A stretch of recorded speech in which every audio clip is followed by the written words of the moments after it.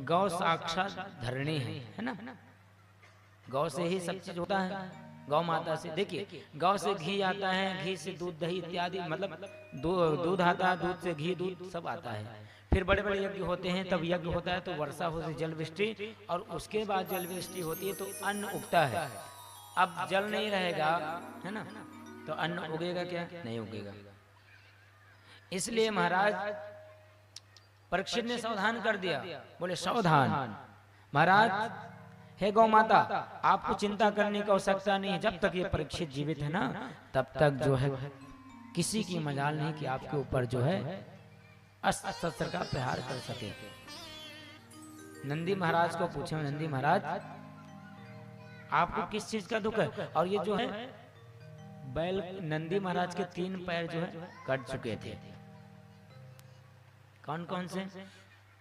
तपः शौचम दया सत्यमिति पादाः कृते कृताः अधर्मां सस्तयो भग्नाः। में उत्तरकांड रामचरित मानस में गोस्वामी बाबा कहते हैं कि समय आने पर आगे चल के कलयुग में कलिबार ही बार दुकाल पड़े, बिनु अन्न दुखी सब लोग मरे।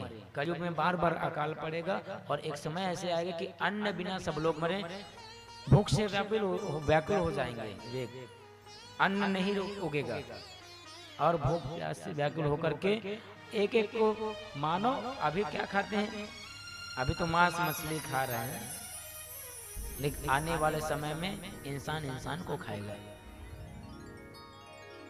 इसलिए हम इधर महाराज परीक्षित बोले तो महाराज तप समाप्त हो गया, शौच पवित्रता नहीं रही, और दया भी समाप्त हो गई लगभग लगभग। एक ही पैर बचा हुआ है, वो है सत्य धर्म जिसको कहते हैं, है ना। उसी के बलबूते जो है महाराज सृष्टि चल रही है। नंदी के एक ही जो है पैर है। नंदी जी को परीक्षित बोले, महाराज आपका ये हाल किसने किया? आपके 3 पैर किसने काटे? ये पुरुष कौन है काला काला, जो दोनों के ऊपर जो हावी हो रहा है, तलवार से प्रहार कर रहा है, 3 पैर काट डाले हैं? किसने कष्ट दिया आपको? बोले प्रभु हे महाराज, मैं क्या बताऊं, मैं क्या कहूं, मैं कुछ नहीं कह सकता।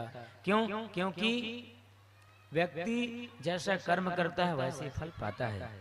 काहो ना को सुख दुख कर दाता, निज कृत कर्म भोग सब भ्राता। कोई किसी के दुख सुख का कारण नहीं है, वो अपने कर्म से ही प्राप्त करता है, चाहे दुख रहे